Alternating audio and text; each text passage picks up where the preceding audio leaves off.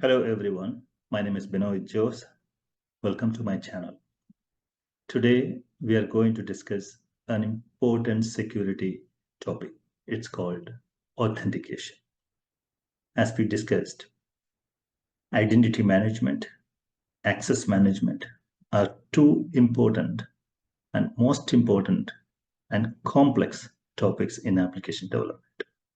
If you have ever been a developer, programmer, or a tester, business analyst, you will always get into a situation where you have to deal with the access management, whether a particular user has access to something. And you probably create a user ID password screen. We call it login authentication screen. Those are really basic use cases.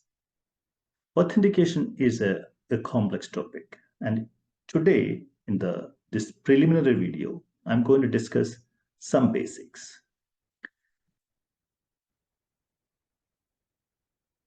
Now, if you're a programmer or anything to do with the data-based application like banks, school management, hospital management, any sort of application where a user needs to log in, a wallet needs to log in, or a system needs to log in, that's where the authentication department comes in.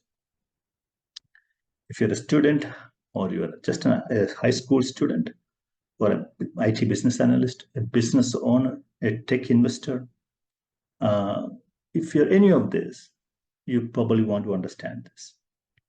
People explain cybersecurity as a broader topic, and this authentication is a particular segment within cybersecurity. Identity management, that's what authentication means, basically, most of it. Access management will be discussed through a different series of sessions.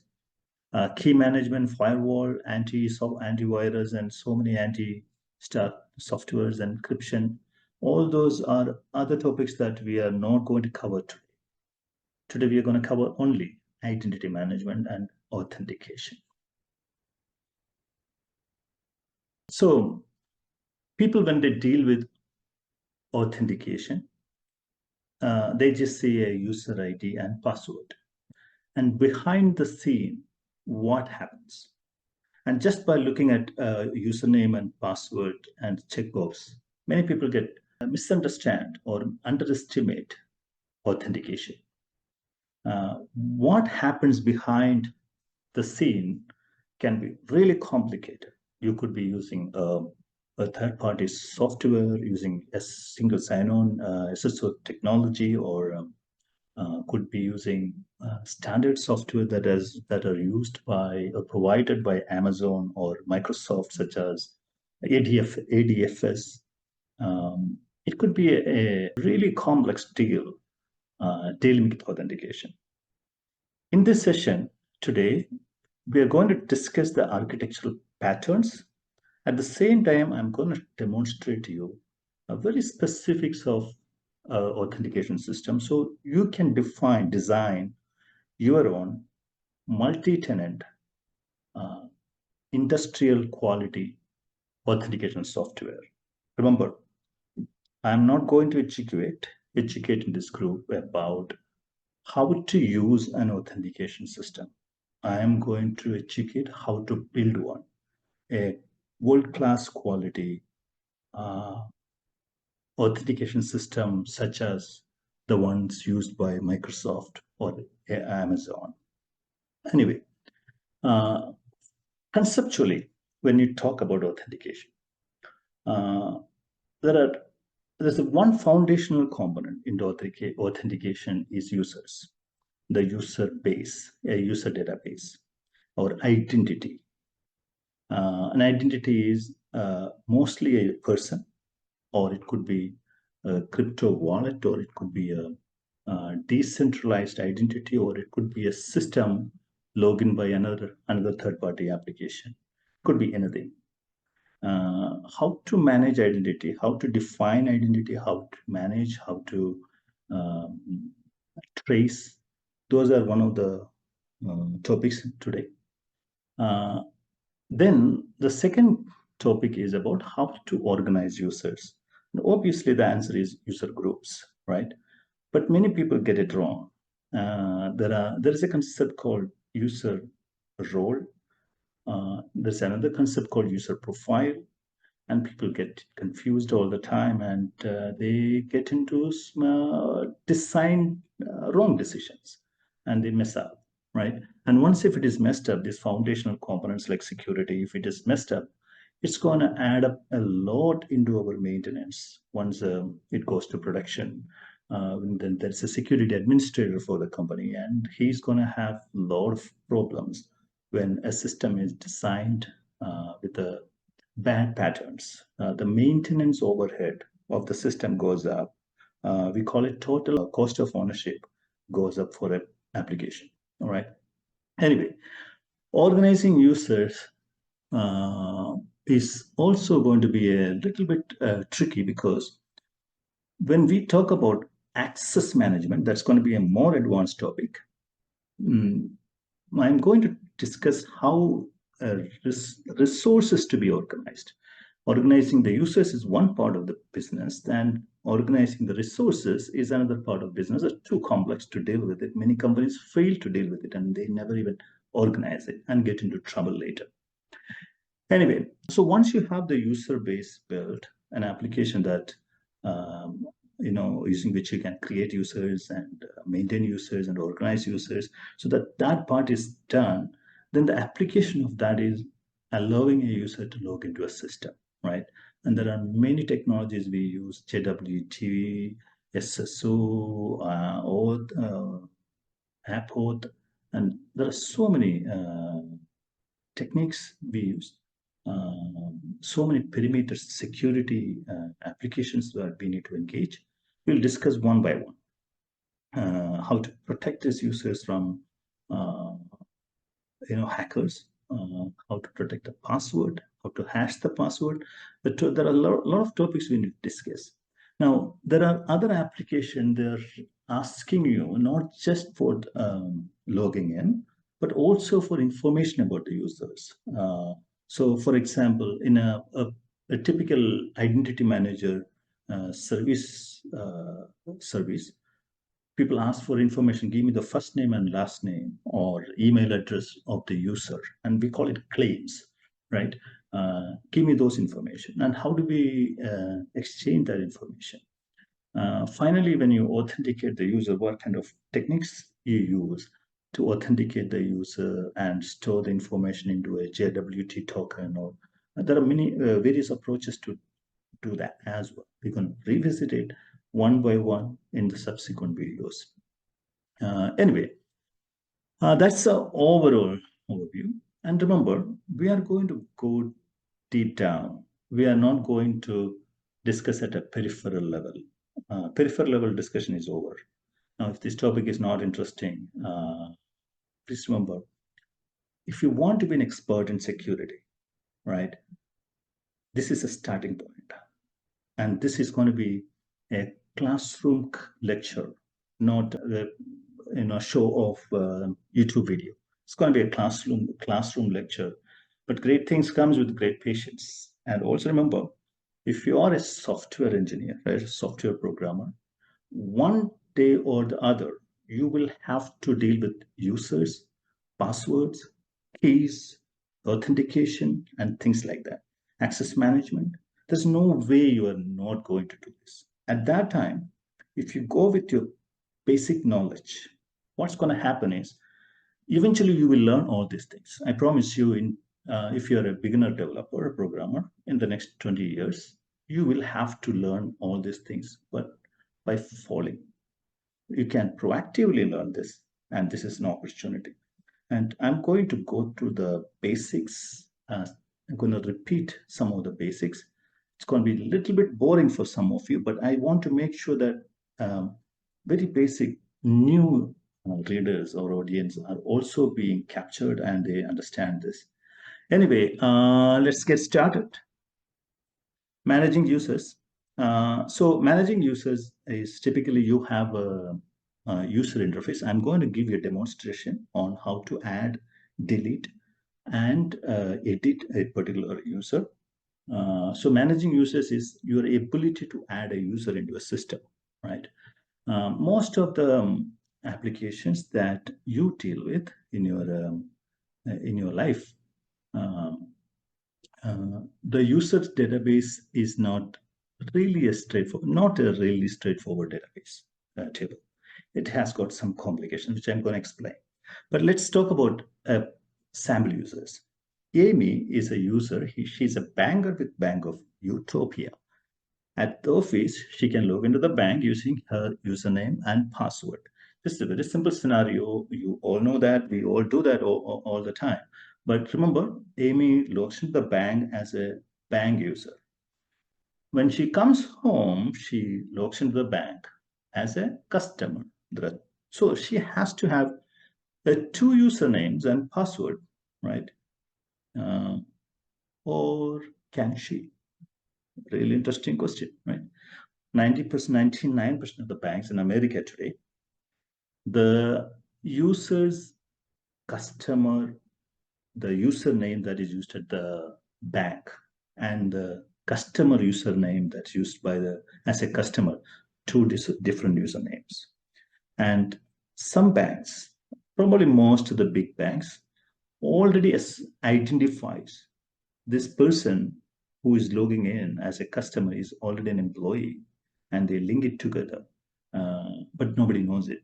So two usernames for a same person. I just want to give you an example of how security can be complex when authentication scenarios get slowly expanded. So also another concept that I'm going to discuss is about gates. Remember, you have a house, let's say a palace, and big walls, and only one gate, right? And there could be a backdoor gate. It's called backdoor in security world, but could be a gate at the back. And the best security systems have got only one gate, and they put maniacal effort to protect that gate. At the same time, the principle is there could only be one identity. Any user who comes in, that person comes with one identity. But world-class banks, uh, the best three banks in America that I personally know, are not having a single identity for the user and the customer. And most of the time, the customer does not even recognize the user is being uh, matched by the backend system. But anyway, when we are going to discuss security principles, security patterns, security trends. This is one of it. Now let's talk about a second scenario where Equifax is a credit bureau company. They have to pick up information from banks or any other people who deal with credits. So on a monthly basis, Equifax gets information from, let's say, Bank of Utopia. Now, Equifax goes to bank through Equifax computer, reaches out to Bank of Utopia computer, logs in, to sign into the system, gets the data, and brings it back. So in this case, the actual user is a computer. It's not even a person, real person, right? Every month this happens. We call it scheduled batch jobs. We call it service user. We in a more architectural word, we call it an actor, system actor, or whatever you want to call, you can call. Now, a third thing that happens in the world today, the newest trend is called distributed identity. So distributed identity or a Web3 identity. There's two different things, same principle. I don't know how to differentiate these two principles, but one is a little specific to Web3 world. The other one is distributed identity can also be established by proprietary companies. So non-proprietary is Web3 and proprietary is something that's also going on now. So DID, distributed identity, is using, for example, Bitcoin. Let's say you have Bitcoin in your wallet.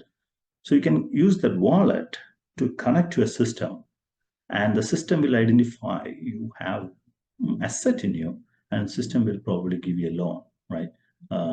Staking or whatever it is. The idea is your wallet can also be identification for you. So that's a bit advanced topic. I'll be discussing in one of the videos in the future. Anyway, now we have two scenarios about users discussed, and I want to talk about. Um, so these are the examples that I mentioned: a person, a third-party system, an actor, or a blockchain wallet. Uh, the blockchain wallet is one example of decentralized identity. Now, let's talk about common attributes of a user, right? So when you define a system, a user management software, so when you define a full-blown authentication software in any system, doesn't matter, distributed, decentralized, Amazon, Azure. So you have two choices. One, reuse the existing application. Why do you reinvent the wheel? Microsoft has built a beautiful AD, Active Directory, which is capable of dealing with commerce, B2B and B2C, and many advanced usage patterns are available with them. Then why do we want to create our own user management software, right? I'm not asking you to create and do one, but I want you to understand how these things are created, how these things can be created, so that you have a better understanding of the world-class system these people claim or these people present to us. And also remember, these systems will not exist forever. The technology world is reinventing by itself every day, and a year later, 2 years later, things gonna change. And if you want to catch up with this, you need to understand this basic engineering principles. Anyway, coming back to the user system. So when you create a user management software, you need to store the user information, and what kind of user information you want to store, right? That's what I'm going to discuss in the next 3-4 slides. So the user information the critical user information that I want to store, one is user ID, user code, resource ID, and username. There are four types of identifying information that I have captured here. Now, one might wonder why we need 4 type of information here, right? User ID, user code, resource ID, username. Now, resource ID is good enough. The user resource ID is a identifier GUID that cannot be duplicated. So if you use that as a user identification, that's good enough. And many systems that people create, they do not use a GUID.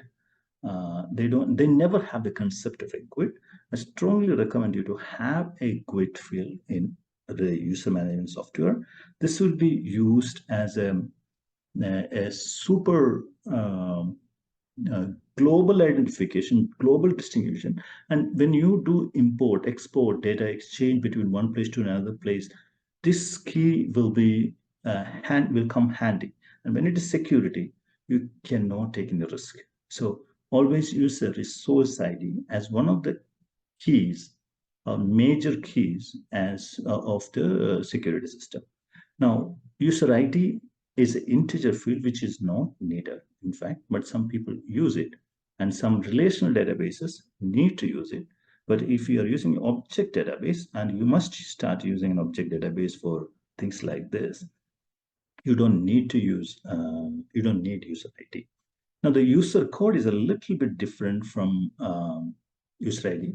User code is not necessarily going to define what you it's not an identifier, but instead it is just a information system that will let you look up, do a reverse lookup on items like employee code, right? So for example, a user has got an employee code and the user is coming from a third party. You want to keep the employee code somewhere. That's where the user code is going to be used. And username is obviously, that's what the user knows. So user will probably would not know about user ID and resource ID. User might know about the user code, but username is the only thing that most of the users know in the world. So just to conclude, these are the basic four keys that you are going to keep in the database. One additional information that I want to discuss is user type. If the user is a system actor or a person or a blockchain ID, that is something that you want to mention here. And if it's a blockchain ID, you might want to use the blockchain ID information in the user code. So the user code is used for many other purposes as well, as I said. Now, going back to the types, user categorization. So anytime when you store user, you need to classify the user. User permissions, access management system will also sometimes make use of these columns, right? So anytime when you build a user-based application, you want to create a column called read-only user. Now, typically, companies create a group or a role called read-only and put the user into role read-only. And the user will never have write access to the system, ideally. But an easy to manage system will have a read-only user in the user record itself. When we talk about access management, I'll explain how this can be helpful.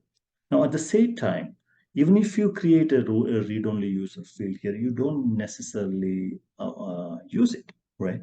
But build it for future with a read-only user type.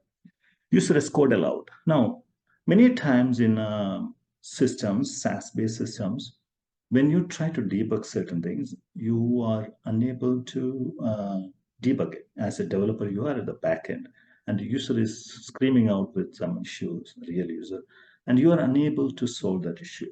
So some systems, we build a feature called escorted user.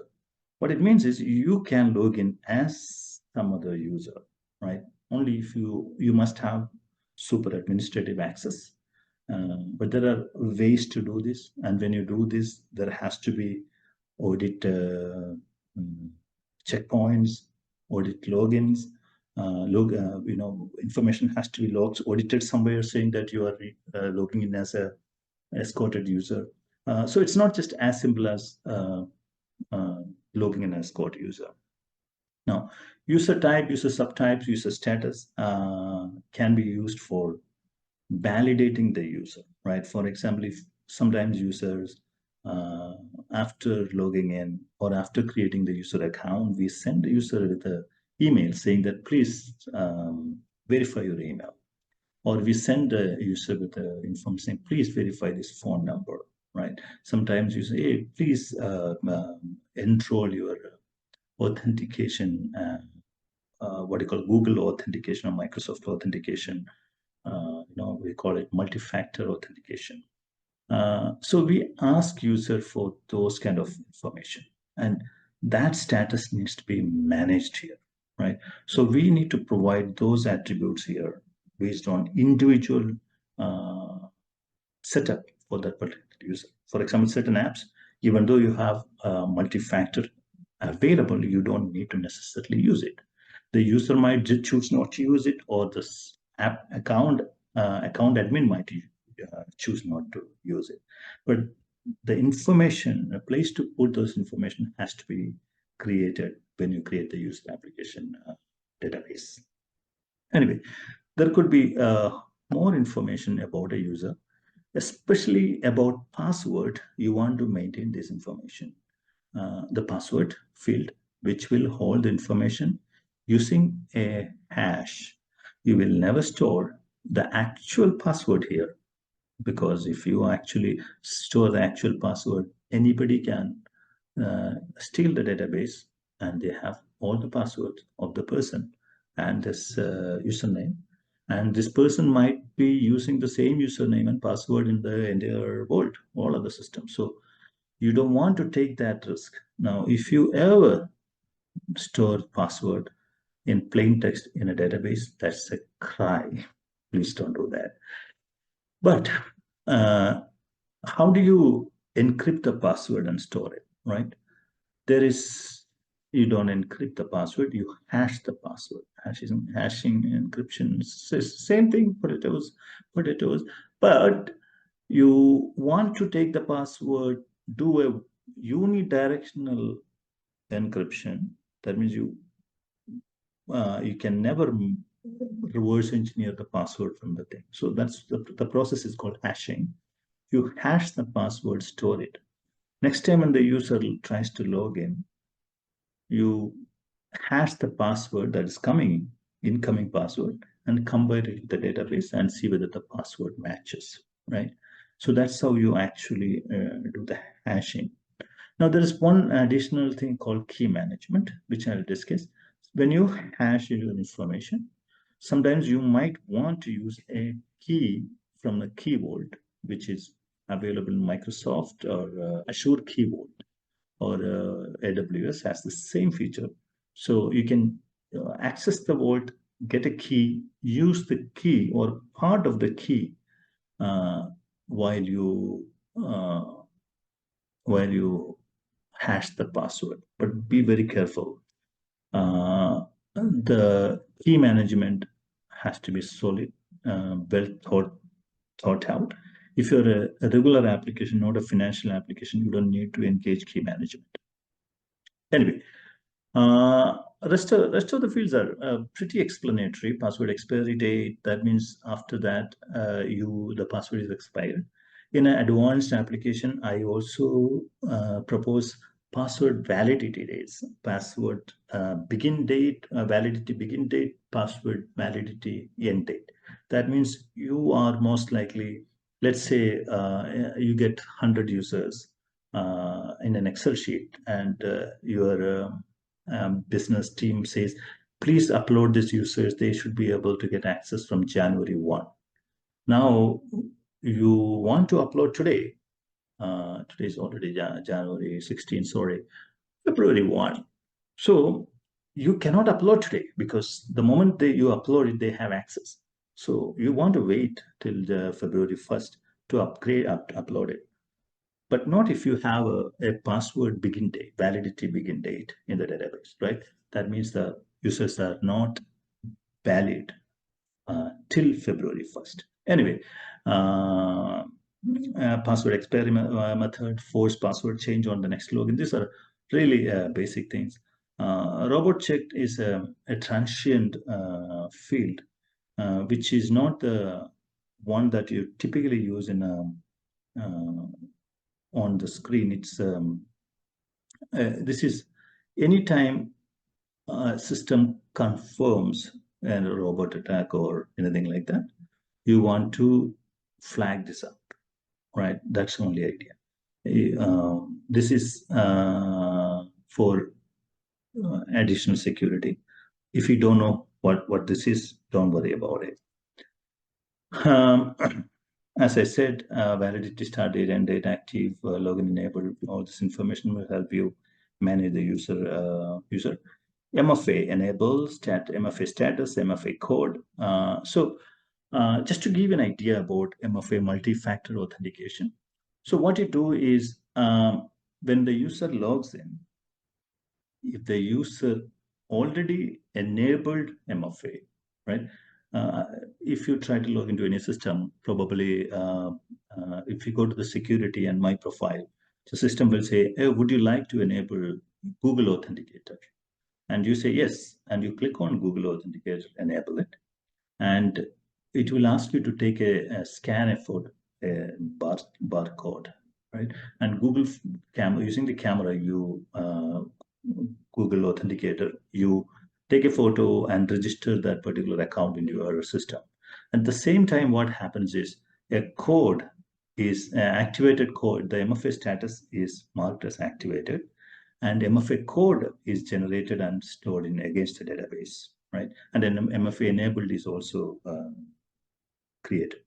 Now the user will always what do you call this is all done by the user, and this is information that is stored at a user level in the database. There could be more information that we can store, but usually I separate this information from the main user database table for various purposes. But it's also okay to keep it along with the user database. Single sign-on, if it is enabled by single sign-on. Single sign-on is if you let me explain single sign-on a little bit. Let's say there are two applications, and you log into one application, and when you go to the application asks you for user ID and password, and you log into it. Then you go to the other application. The application also asking for user ID and password. What if the first application can transfer all the login information into the second, right? Or some mechanism using which they can share it. I don't have to log in back again, right? So single sign-on solves that problem. How does it solve? It's a complex scenario. Typically, users are stored in a database. All these users, wherever you log in, whichever application that you log in, the users are stored in a particular database, and I call it master database, right? Master user database. And that users are serviced, the user information is provided to the world through a system called the master user application service, or it's called IDP, identity provider, right? And the whole system is called identity provider. And the other application they're using it are called partners, right?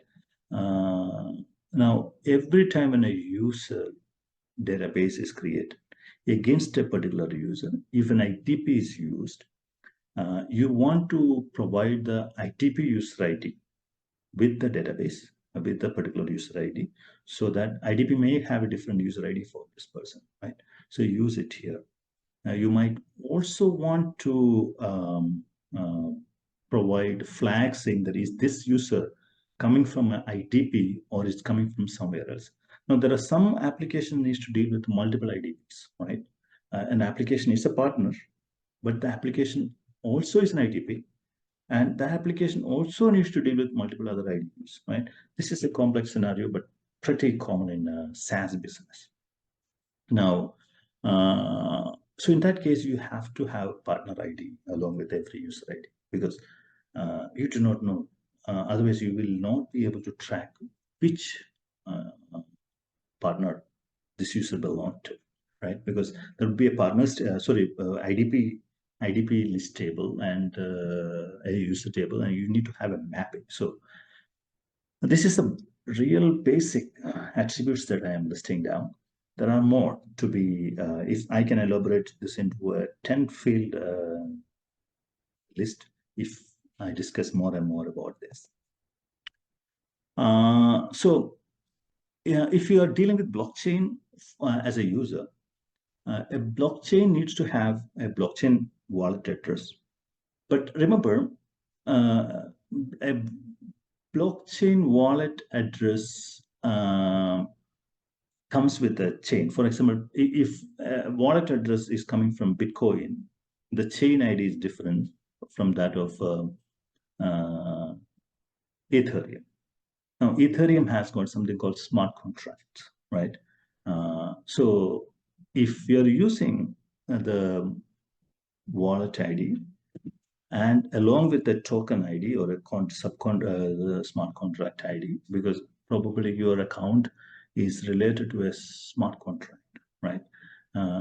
So you might want to store that information as well for really advanced database application. But generally, for most 99% of the application that you deal with are only dealing with the wallet address. Now, remember, in a blockchain world, the address, the wallet address, is something that the wallet is not a concept that is really understood by many people. There's no thing called wallet in the chain, except for certain new generation blockchains.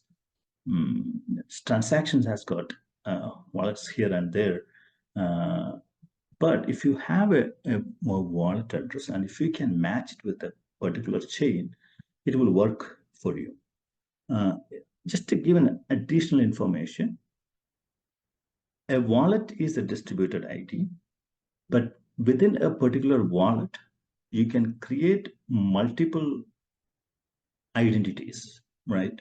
For example, near or there are a few platforms where you can create multiple identities within a wallet.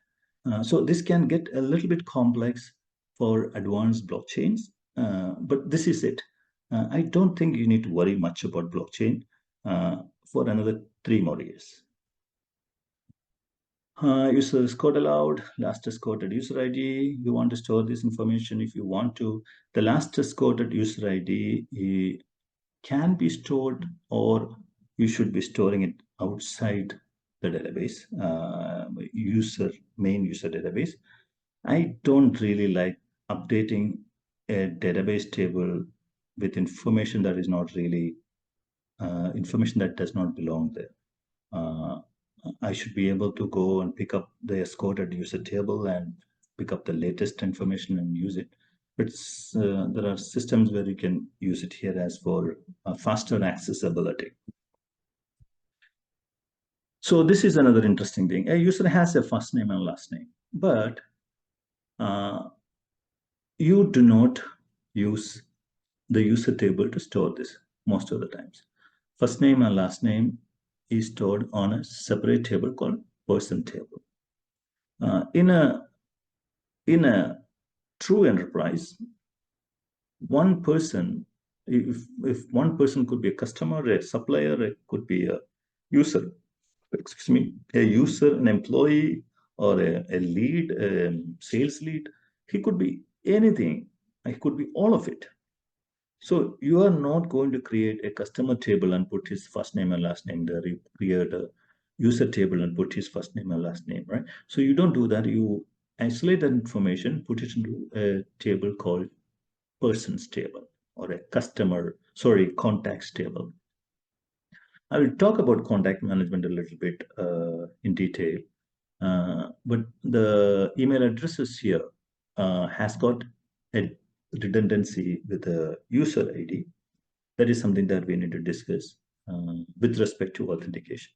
But other than that, this is good. Let's move on. So remember, an organization can also be a user, right? That's what I meant by service users. For example, the example I mentioned, one organization is trying to reach out to us and download information using a computer. But that user ID, the service user ID, belong to an organization, right? So how do you distinguish that organization with this person, right? So you need to also have an organization table where the organization information is provided. In a highly sophisticated master database, master data principles, right? Databases built using master data principles. What they do is they create a common table called party, for example, and common information from person table and organization table is placed in party table, and a reference is given to these tables. But you don't need to do all those things. I just give an idea. But remember, you can't build a user database without an organization in mind. And also remember, organization is a way to manage organizations is a way to manage users, but not the primary method. Other information that you want to store about the user, right? For example, if you are building a table system, a database structure, you want to have a user table, but you also want to have this information as quoted history of the users, user preferences, user profiles, user roles, user groups, user permissions, user favorites, user recents, user activities, user logs, user attributes, user documents. The list can keep going, right? But remember, you got to design all those things because some of these things have got tight integration with our authentication system. Now we spoke about how to build a user database, a user table, right? Various elements of the user table are analyzed, and now you're comfortable designing a user table, and you know what information will go into it, what information is stored frequently, it changed frequently, all those things you know now. Now let's talk about user groups. User groups is the way to organize users. Many people don't plan it ahead. They go on, create users and provide access to the users and everything. At the end, they realize they are in a big mess. Remember, let's say you have an application with 20 pages. 10 users need to have access to page 1. Another 10 users need to have access to page 2. So you go to each and every page and add 20 users each. Remember, there are 20 pages into 20 users. You are adding 400 records into the database, and you have to manually do that job. Don't you have anything else to do? So you want to waste all your precious time, which is probably a cost to company is probably $50 to $100. You want to waste the time and just add users into a page, and you don't even enjoy doing it. So what we do is we organize users into groups in a way that you will do minimal job. At the same time, we also want to make sure system also does not do a lot of job evaluating this relationship, right? So organizing users is mostly through creating user groups is something that has got high importance for us. And many companies, big companies, they do big mistakes in wrongly designing the groups. Now they can't do anything about it now because it's already in play. Then they say, okay, it's all working. Let's not touch it. But we should have done it differently. Most of the big companies struggle with this problem today. We will also discuss the difference between user groups and user roles, which many people consider is almost the same, but it's also a point of view, right? It's a school of thought. For me, the only purpose of user groups is to organize users. How to make it structured and organized so that cost of maintenance of the application comes down. At the same time, user roles is a way to organize or map, not even organize, I don't want to use the word organize, to map users to the resources with respect to a master environment. For example, application. An application say, okay, for me, this particular user role is going to drive many things. For example, I'm an underwriter of a company, or I am a bank manager, and my role in this company is a bank manager. So bank manager is not a user group. Bank manager is a role, a job that I do. Now the bank manager could go to the teller and log into the teller system as a teller. Now the bank manager changes his role, right? I will discuss how a user can operate on an application with multiple roles at the same time, or with a primary role or multiple primary roles, but not concurrently. Means I log in as a bank manager, then log out, then log in back as a teller. Those are primary roles, but I can't concurrently work on this, right? I discussed about identities, right? Multiple identities, or multiple signatures and things like that. So world is coming to a place where the identity is going to play a big role in applications. One person can have multiple identities, multiple avatars, multiple profiles, multiple roles. How they will all work is going to be a bit messy, but there is always a method to the madness. Once you figure it out, a design pattern for this, an architectural pattern for this, then things will be much easier. So if you are in security field, having a clear definition, your own definition, it doesn't matter. I can just call this user role to, in my mind, I can just call the user role as a user group in my mind and change everything, right? Similarly, you need to, if you are in security, if you're a security officer, if you are in cyber security world, you must understand the difference.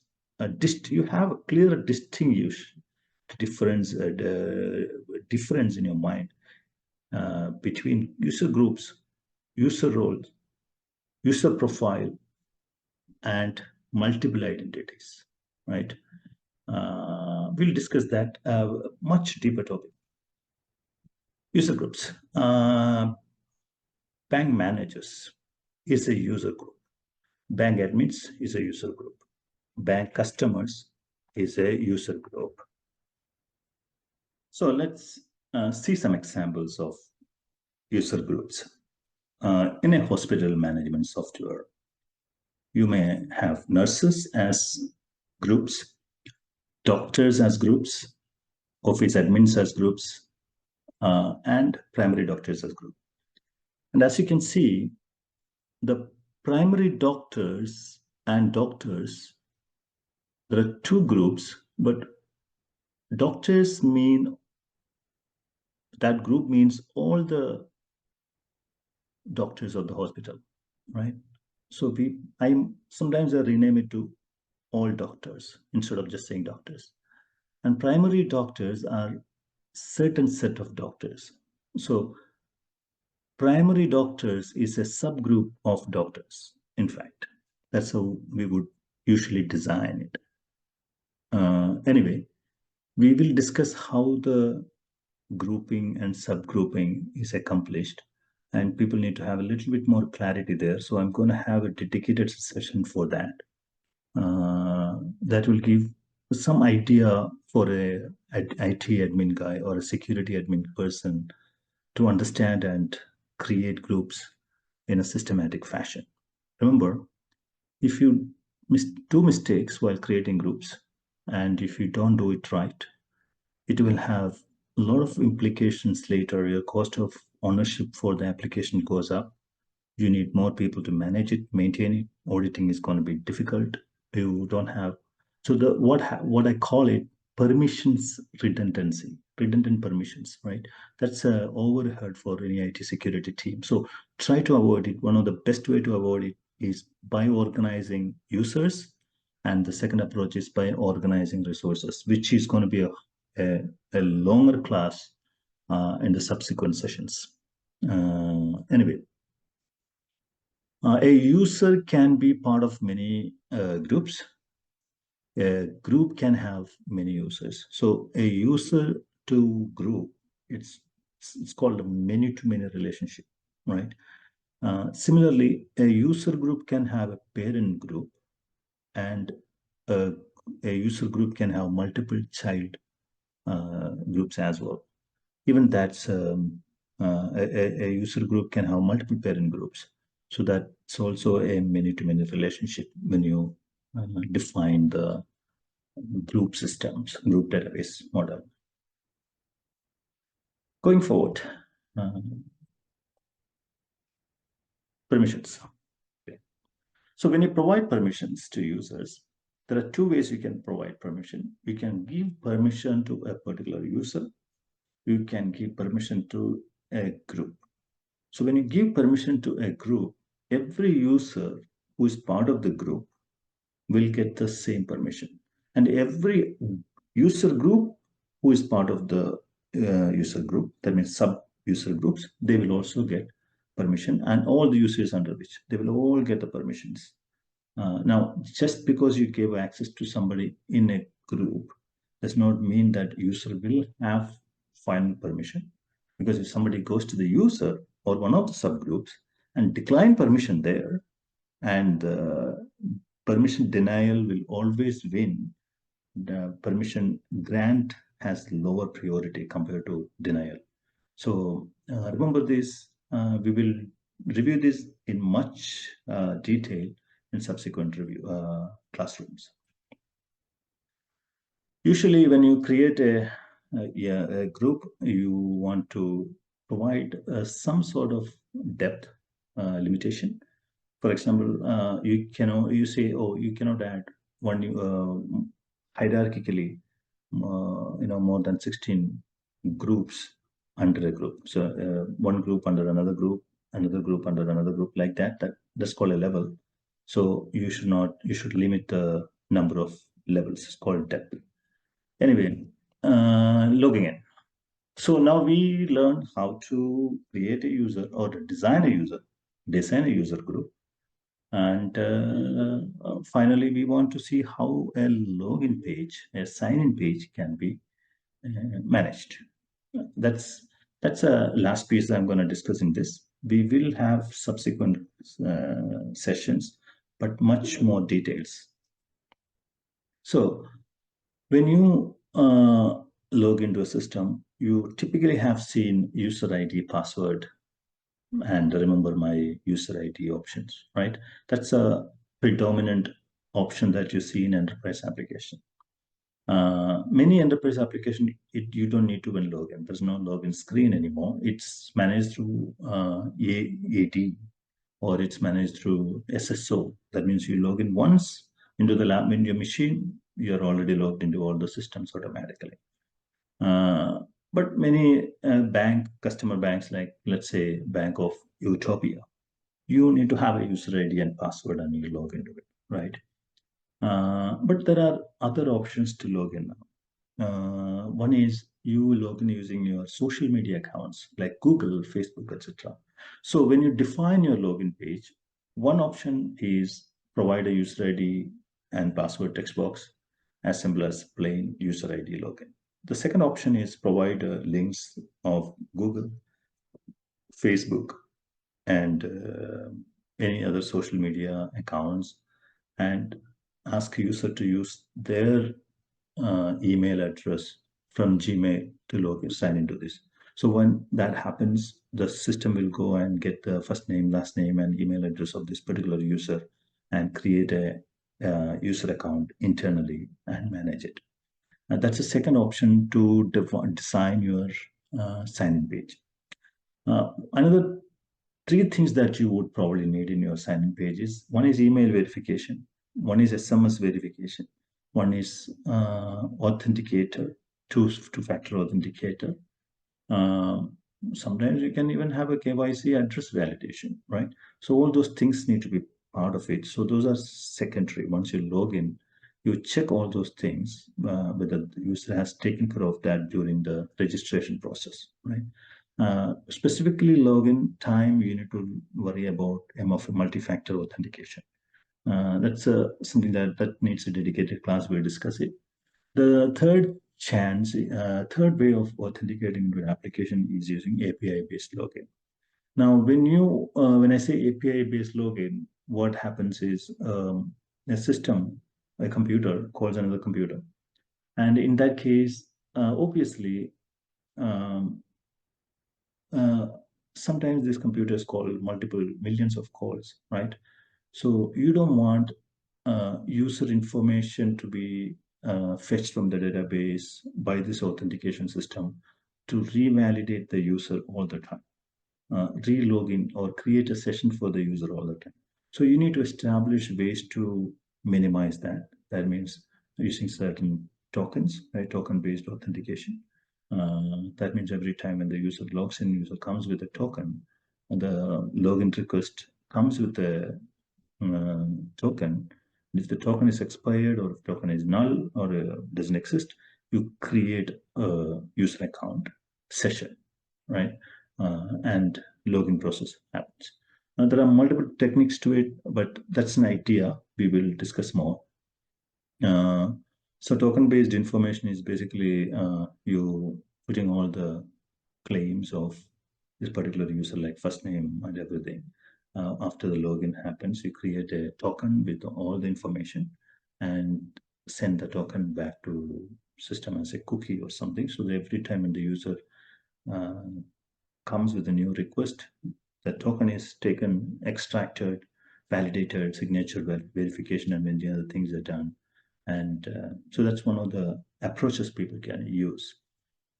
Soft login is a concept where you log in a user and you put the login information in the cookies, and you could even keep it for 1 year, right?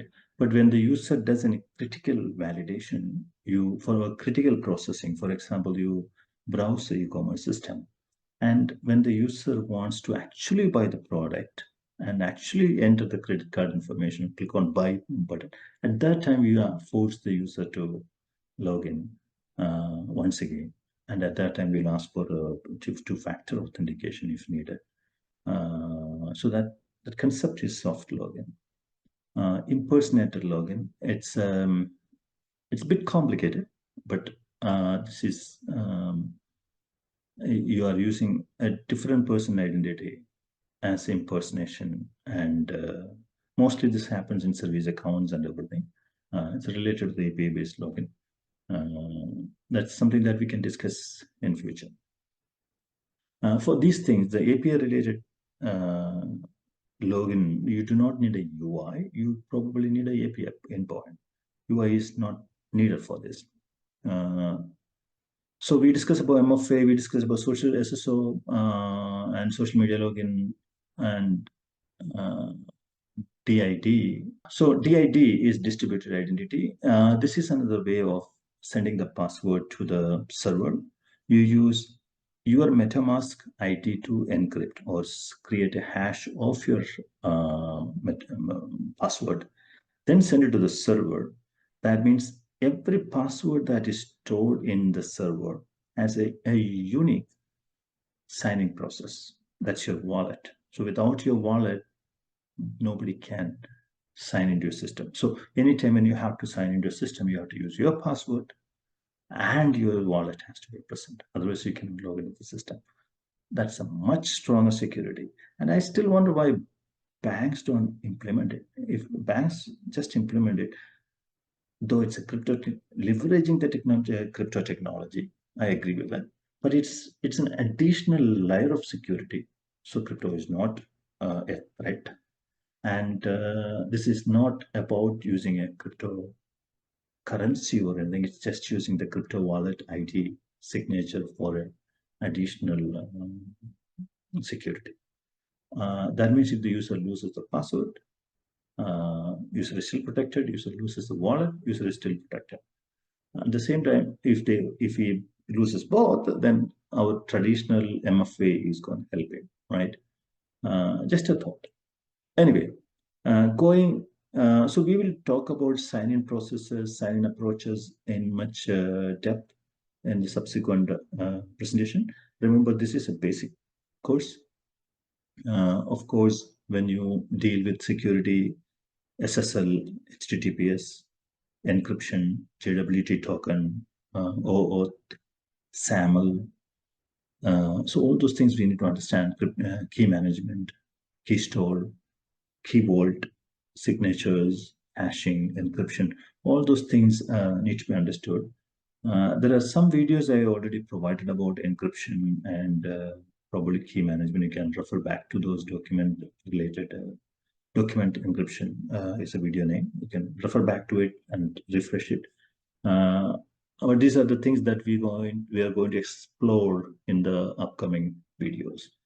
Now, so far from this video, the only two things I wanted you to learn was designing a user system, designing a user group system. Next, presentation, we will discuss how to organize users properly using a proper user group definition system. And that will come handy for people who are designing apps, people who are system administrators. Anyway, this is all conceptual.